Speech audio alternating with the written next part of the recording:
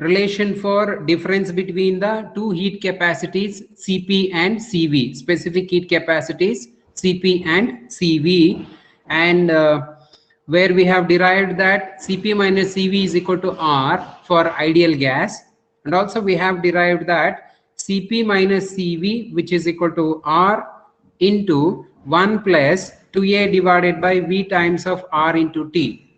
So this was the expression for the real gas, which has considered a gas correction, that is A. A is a constant which has been used by van der Waals. So now we also go for the Clausius-Clapeyron equation using Maxwell's thermodynamic equations. So previously we have studied the real gases expression. Now we go for Clausius-Clapeyron equation. So this equation has given by the person Clausius and Clapeyron all together. So you can remember from Maxwell's thermodynamic relation. So there are four relations. Among that, any one relation we are using, that is the second thermodynamic relation given by Maxwell. What do that it is telling? It is telling that dou S by dou V at constant temperature. So dou S divided by dou V at constant temperature, which is equal to dou P by dou T at constant volume. Dou P by dou T at constant volume. This is the second thermodynamic relation. Now for this relation, by multiplying both the sides by T, you are multiplying T to both the sides. What you get? You get T into dou S by dou V at constant temperature, which is equal to T into dou P by dou V at constant volume. But you can remember from second law of thermodynamics, dq is equal to TdS. First law is what? dq is equal to du plus pdv. dq is equal to du plus pdv. Second law is dq is equal to TdS. Here, this is obtained from second law. So for this equation, dou Q divided by dou V at constant temperature. So here, if you differentiate this with respect to at constant temperature, which is equal to T into dou P divided by dou T at constant volume. So here, the term whatever which has been written in the left hand side, that term represents the quantity of heat absorbed, which is nothing but the quantity of heat absorbed, and to the left hand side, which is TdS, which can be written as T into dou P by dou T at constant volume. Now this left hand term is the amount of heat absorbed or liberated per unit volume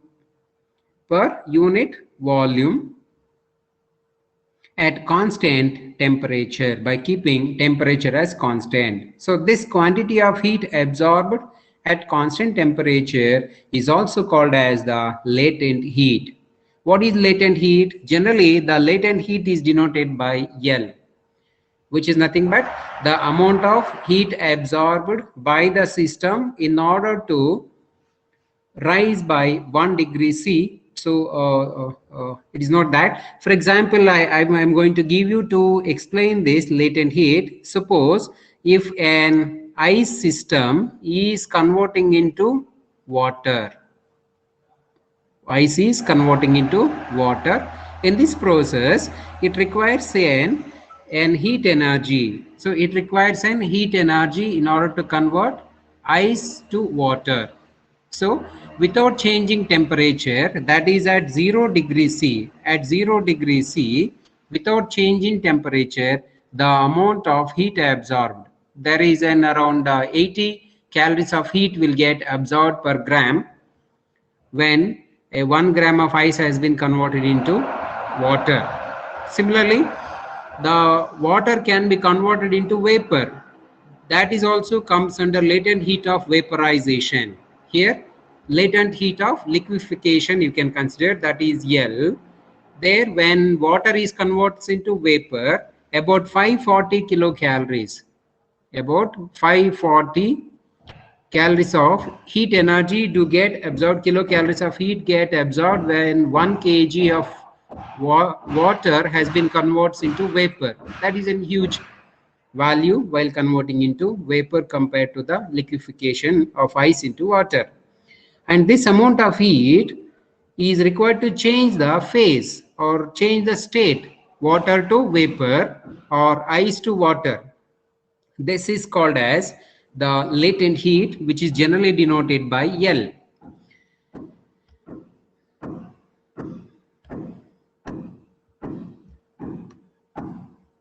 Now, this is called as latent heat.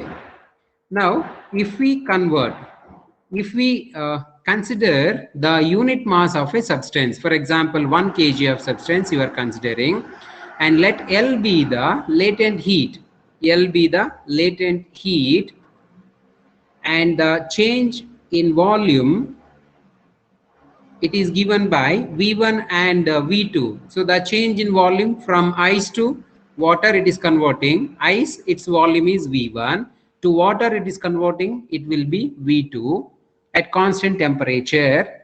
Then I can write dq is equal to, the change in heat energy, which is equal to L. I can call this change in heat energy, which is equal to, so the change in heat energy, which is equal to L. Or the change in volume, what I can write, this change in volume, which is nothing but V2 minus V1. That is the change in volume. So therefore, what I got, dq is equal to L in the above equation, and dou q is equal to L, dou v is equal to V2 minus V1. What I get that dou q is nothing but L divided by dou v is nothing but V2 minus V1. To the right side, what is there? T into dou p divided by dou t at constant volume. On rearranging the terms, what I'm making the rearrangements. So this partial differentiation can be written the variation of pressure with respect to temperature, that is dp by dt, which is equal to L divided by T has coming to denominator.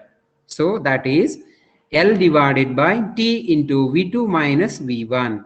This is an important equation. This is a very important equation based on which you will receive a problems for 4 marks.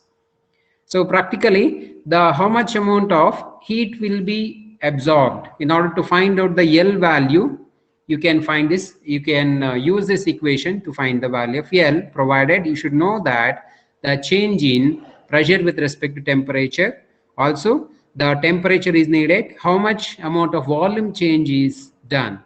If you know these 3 parameters, the 4th parameter L can be obtained. Or we can also use this to find the change in pressure, or what is the change in temperature, you can use that, or how much amount of volume has been changed. So this equation is an important equation which has been given by Clausius and Clapeyron. Hence this equation is called as the Clausius-Clapeyron equation, which includes the latent heat. Hence this is called Clausius-Clapeyron latent heat equation. Any doubt with this? If you have any doubt, you can share in a chat box also. Now, this is something about the Clausius-Clapeyron equation. So this is the Clausius-Clapeyron equation. Next we go for the TDS equation, or amount of heat energy absorbed in a thermodynamic process. That is considered to be a TDS equation. There are 2 types of TDS equations, as it is mentioned over here. So which are considered to be the first TDS equation and the second TDS equation. Let us see what is the first TDS equation. Now, if you consider a substance, it is a pure substance you are considering. For example, a camphor, you are considering itself in its purest form. So the entropy of a pure substance can be taken as a function of temperature and volume V. Therefore, this entropy is dependent on T and V. Therefore, I can write the entropy is a function of S is a function of T and V. Now, by it is seen here, the change in entropy has dependent on the two variables, temperature and volume. It is partially dependent on temperature, partially on the volume. Therefore, on differentiation, I can get dou S divided by dou T at constant volume. By keeping volume as constant, you differentiate at constant volume into dt plus dou S divided by dou V at constant temperature into dV. So this is the partial derivative. Now for this equation, if you multiply T on both the sides, what I will get? TdS, which is equal to T into dou S by dou T at constant volume into dt plus T into dou S by dou T at constant temperature into dV. You treat this as result number 1. You can remember from the second law of thermodynamics, dq is equal to TdS. So on dividing on both the sides by dt, I get this one. That is dq divided by dt is equal to T into ds by dt. Now by treating at constant volume, what I can get? The same equation. This is coming to the left hand side. That is T into dou S by dou V at constant volume, which is equal to dou Q by dou T at constant volume. So we know that, which is nothing but the amount of heat capacity at constant volume. That is amount of heat required to rise for 1 degree Celsius, which is specific heat capacity at constant volume. You treat this as equation 2. If you can remember the third Maxwell's relation. So from Maxwell's third relation, dou S by dou V at constant temperature, which is equal to dou P by dou T at constant volume. This is result number 3. I just tell you this is a third equation. That can also be any one relation. So because depending on how you are deriving your first relation, second relation, or third, fourth, depends on that. So from Maxwell's relation, it has a output, it has an report that dou S divided by dou V at constant temperature, which is equal to dou P by dou T at constant volume. This is the Maxwell's relation. So now you can use the equations 3 and 2 in equation 1. So how to use this? Now so if you use in equation 1, what I will get? So to the left hand side it is TdS, let it be. To the right hand side, dou S divided by dou T at constant volume. So dou S divided by dou T, dou S divided by dou T at constant volume, dou S by dou T at constant volume, which is nothing but the specific heat capacity at constant volume. So this Cv times of dt plus T into dou S by dou T at constant temperature, which can be written as dou S divided by dou T. So dou S divided by dou T at constant volume, which can be expressed in terms of dou S divided by dou V, can be expressed like this.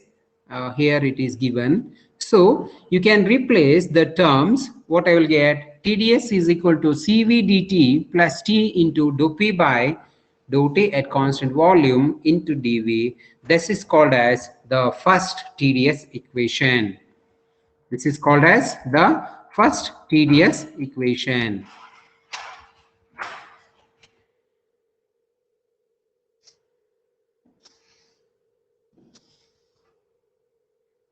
Let me make a move. Yeah. So let's go for the second TdS equation. What is second TdS equation? The entropy, yes, the entropy, yes, of a pure substance. I'm considering a pure substance. For example, if it is in the form of a camphor, it can be regarded as a function of temperature and pressure, which can be regarded as the function of temperature and pressure. In other words, it can be given by S is equal to S of T times of P. So partially dependent on temperature, partially dependent on pressure. So therefore, ds is equal to dou S divided by dou T at constant pressure into dt plus of dou S divided by dou P at constant temperature into dP. Again, if you multiply both the sides by T, if you multiply both the sides by T, I will get the equation 1. But here you can remember the dq by dt at constant pressure, which is nothing but T into dou S divided by dou T at constant pressure, which is equal to Cp, specific heat capacity at constant pressure. Specific heat capacity at constant pressure, this can be represented. Similarly, from the Maxwell's thermodynamic relation, it is the fourth relation. From Maxwell's thermodynamic relation, this can be written as the dou V divided by dou T at constant pressure with negative sign. This is the result from the fourth relation, but this can be replaced in the above equation 1. Hence, by using equations 2 and 3 in equation 1, I get the left hand side it is TdS. TdS is equal to Cp dt minus T into dou V by dou T at constant pressure into dP. This is called as the second TdS equation. This is called as the second TdS equation. So you have any doubt with this? You can always ask me. Another doubt idre ನೀವು ಕೇಳಬಹುದು. So you can stop me in between. Sir, ಇದು ನಂಗೆ ಅರ್ಥ ಆಗಲಿಲ್ಲ ಕೇಳಿ ಅಂತಂದ್ರೆ ನಾನು ನಿಮಗೆ ಯಾವಾಗಲೂ ಎಕ್ಸ್ಪ್ಲೈನ್ ಮಾಡ್ತೀನಿ. So there is no doubt about this. Also, this video is available in the offline. Now we go for the energy equations. So again, unlike TdS equations, there are two energy equations. They are called as the first energy equation. The first energy equation. What is first energy equation? Now, when a pure substance undergoes infinitesimally small and reversible process, if it is undergoing a infinitesimal small and reversible process, if it is undergoing, that means at constant isothermic process, that is the meaning of this statement. So if it is going infinitesimally small between two equilibrium states, then the change in internal energy du, the change in internal energy du is equal to TdS minus PdV. To treat this as result number 1. From the TdS equation, you can call that TdS is equal to Cv dt plus T into dou P by dou T at constant volume into dV. So I have the value for TdS. You substitute in the above equation. I get du is equal to TdS is nothing but Cv dt plus T into dou P by dou T at constant volume into dV, and the second term it remains like that. It is minus P into dV. Now from these two values, if you take dV as common, if you take dV as common, then what I get here, so dV has been removed outside. So here what you consider, u is taken as a function of temperature and the volume V. So therefore u is a function of T comma V, you can write. So if you differentiate that partially, because it is dependent on both the terms temperature and volume, you can differentiate that partially. So if you differentiate that partially, du is equal to Cv dt from this equation. Here what you can write, dou u divided by dou T at constant volume is nothing but Cv, and the remaining terms are like that. You treat this as equation 3. What is that? Du is equal to dou u by dou T at constant volume, which is nothing but Cv. You just replace that Cv in the above equation, you get equation 3. Now you compare left hand side of equation 2 and equation 3. The left hand side is same, right hand side can be equated. So if you equate that Cv dt into dou u by dou v at constant temperature into volume, which is equal to the equation 2 right hand side. Here some of the terms are common. What are common? Cv dt cancels. The change in volume cancels on both sides. So therefore what I can write, dou u by dou t at constant temperature, which is equal to T into dou p by dou t at constant volume minus of P. This is known as the first energy equation. This is called as the first energy equation, and it helps to calculate the change in internal energy with respect to the volume at constant temperature for a pure substance. So this is the use of the equation, which is used to know the change in internal energy. Now let us see second TDS equation. What is second TDS? Second energy equation. The second equation can also be obtained from first and second laws of thermodynamics. So you can remember the first and second law of thermodynamics. It is given by dq is equal to du plus pdv. This is first thermodynamic relation. And dq is equal to tds. This is the second thermodynamic relation.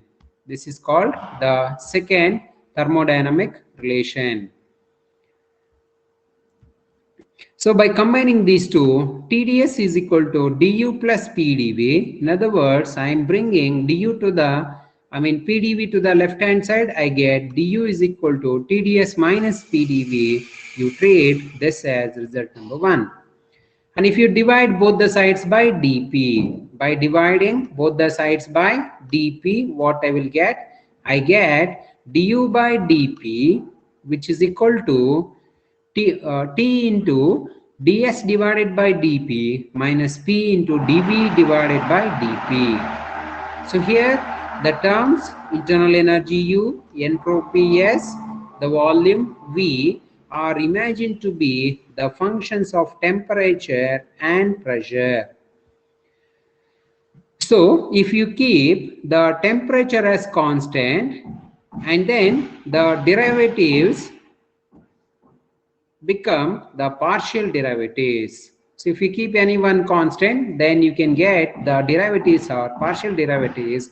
In other words, dou u divided by dou p at constant temperature, which is equal to T into dou s by dou p at constant temperature minus dou v divided by dou p. This you treat as result number 2.